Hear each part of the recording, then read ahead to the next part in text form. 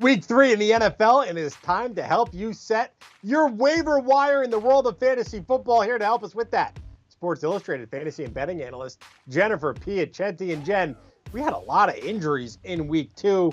That does open the door for some playmakers in Week 3. Let's start off with the quarterbacks. We saw guys like Tyrod Taylor go down with an injury, Andy Dalton, and there's some pretty good options to pick up this week. Maybe you're in a 2-quarterback league. Maybe you just want a backup. There are some pretty good options. Yeah, Superflex leagues, you're going to be out there digging around on your waiver wire, and luckily there are a few guys out there worth picking up. Let's start with Teddy Bridgewater. Okay, no one saw this coming, but he's now 2-0 with a 77% completion rate. Now, of course, he can't really sustain that, but he's got so many weapons. We saw Cortland Sutton go off this week. He's got Tim Patrick, who's also someone you should look for on the waiver wire. Noah Fant. He's got the New York Jets this week. It's a great matchup. He's available in 83% of leagues. So go ahead and trust Teddy Two Gloves. And then you also liked Derek Carr from the Las Vegas Raiders, and they are 2-0 with big-time wins against the AFC North Ravens and Steelers. Yeah, tough defenses, and this is just like we drew it up, right? I mean, Derek Carr leads the league in passing with 819 and 93 attempts. I mean, it's absolutely crazy, but I think maybe it's time that we take these Las Vegas Raiders pretty seriously. He's starting to develop, a lot of chemistry with the young playmakers. So we knew Darren Waller was going to be the number one there, but now we're seeing Bryan Edwards, Henry Ruggs. These are guys that you also will want to target. And I also have to mention, of course, Daniel Jones, who's actually the number 4 fantasy quarterback. Now, I'm not quite as excited about Daniel Jones long term, but his matchup is really good this weekend versus Atlanta. And what he's offering is a solid rushing floor. I think a lot of people may not realize that he actually had more rushing yards last year than Josh Allen. And so far, he's already rushed for about 125 yards and 2 touchdowns. So Daniel Jones is somebody you definitely don't want to leave on your wire. Yeah, Jones and Carr both up there in terms of fantasy points, a shock to many people. You liked some of Derek Carr's receiving weapons who are also widely available in fantasy leagues. Yeah, so we saw Henry Ruggs have a big day on Sunday. We finally figured out why he was taken as the number 1 wide receiver in the 2020 draft. I think a lot of us have questioned that, but he had a big day, 113 yards and a touchdown on 7 targets. So he's still going to be boom or bust until he gets completely consistent targets, but he is the number 2 most, he played the second most snaps right after Bryan Edwards. Now, Bryan Edwards is somebody else. He's available in 80% of leagues. And we saw he and Carr connect for 81 yards in the second half of the game versus Baltimore, and he was just 1 yard short of that game-winning touchdown. So as I said before, we know Waller is the number 1 guy, but if Derek Carr can actually start using these young playmakers, I mean, the ceiling is tremendous.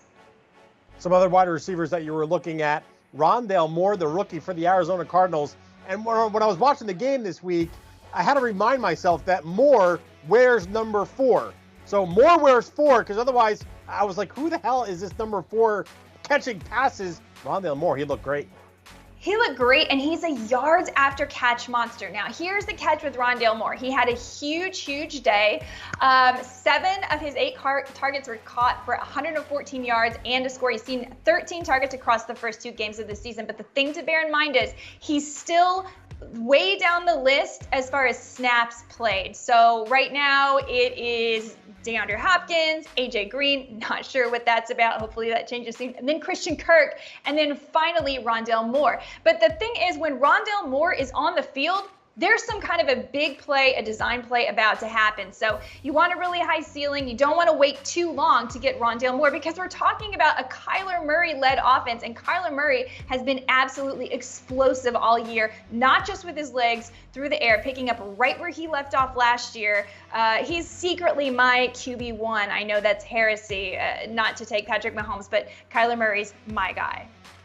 All right, let's talk about some running backs. When it comes to the people that run the ball, I'm like a squirrel preparing for hibernation. I just stash as many on my bench as possible. Who are some running backs that you think people should pick up?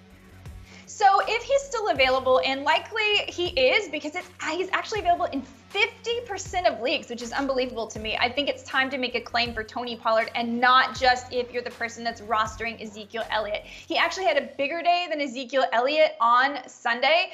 He rushed 13 times for 109 yards and a score. He caught all 3 of his targets for 31 yards. But do bear in mind, he is not taking Zeke's place. I know that people like to be sensational and say, oh, Tony Pollard looks so much better, but we need to remember that Pollard saw stacked boxes only 33% of the time, as opposed to Ezekiel Elliott 72% of the time. Zeke has played 113 snaps so far this year. Pollard has played 41. So the end message here is, yes, they are going to use Pollard in this run game because it's a 17-game season and they want to keep Zeke fresh. The Cowboys are absolutely planning on going into the postseason. So Tony Pollard becomes an independent flex play, not just a handcuff. But don't get excited. He's not taking Zeke's place. You also have Cordarrelle Patterson as one of your other top claims. There's some more running backs in your weekly article that you can check out on si.com/fantasy. And Jen, before we kick things off, why don't you give us one tight end or maybe a defensive streamer that people should take a look at? Yeah, if you want to take a look at Dawson Knox, he's lined up at wide receiver for 21 snaps week 1, for 24 snaps week 2. He got into the end zone last week. He's caught 6 of his 7 targets. That should be a big offense. If you're streaming tight ends, I like Dawson Knox. He's available in 95% of leagues. And if you're streaming defenses, got to take a look at the Carolina Panthers. Their DST is tied for 3rd with the Tampa Bay Buccaneers. And of course, this week, they're facing the Houston Texans, who will be rolling out rookie quarterback Davis Mills. So I like the Panthers as a pickup for this week. Plenty more great fantasy football analysis, all from Sports Illustrated. Go check it out, si.com/fantasy.